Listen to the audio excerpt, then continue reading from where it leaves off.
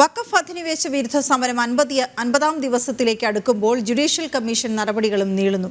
Commission പ്രഖ്യാപിച്ച 5 ദിവസമായിട്ടും terms of reference പുറത്തിറക്കിയിട്ടില്ല. Civil നിയമങ്ങൾ മുൻനിർത്തിയാണ് വിഷയം പരിഗണിക്കുക എന്ന ജസ്റ്റിസ് രാമചന്ദ്രൻ നായർ കമ്മീഷൻ വ്യക്തമാക്കുന്നതിലാണ് മുനമ്പം നിവാസികളുടെ പ്രതീക്ഷ. വഖഫ് അധിനിവേശത്തിനെതിരെ മുനമ്പത്തെ ജനങ്ങൾ നടത്തുന്ന സമരം 47 ദിവസം പിന്നിടുകയാണ്. പ്രശ്നപരിഹാരത്തിന് ജുഡീഷ്യൽ കമ്മീഷനെ സർക്കാർ നിയോഗിച്ചെങ്കിലും വിഷയം അനന്തമായി നീളുന്നതിനാൽ സമരം അവസാനിപ്പിക്കാൻ ജനങ്ങൾ തയ്യാറല്ല. ജുഡീഷ്യൽ കമ്മീഷനെ നിയോഗിക്കാൻ തീരുമാനിച്ച് ദിവസങ്ങൾ പിന്നിട്ടിട്ടും ടേംസ് ഓഫ് റഫറൻസ് ഇറക്കാനോ കമ്മീഷന് പ്രവർത്തിക്കാനുള്ള ഓഫീസ് കണ്ടെത്താനുള്ള നടപടികൾ ഇതുവരെ ഉണ്ടായിട്ടില്ല. 3 മാസത്തിനുള്ളിൽ റിപ്പോർട്ട് നൽകണമെന്നാണ് കമ്മീഷൻ ചെയർമാൻ ജസ്റ്റിസ് രാമചന്ദ്രൻ നായരോട് ആവശ്യപ്പെട്ടിട്ടുള്ളത്.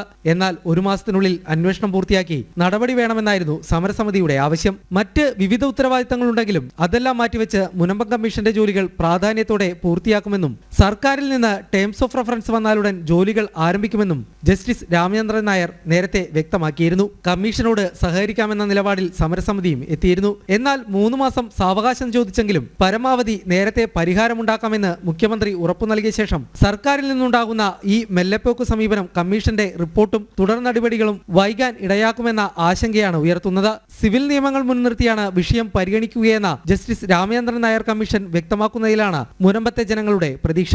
ജനം, കൊച്ചി.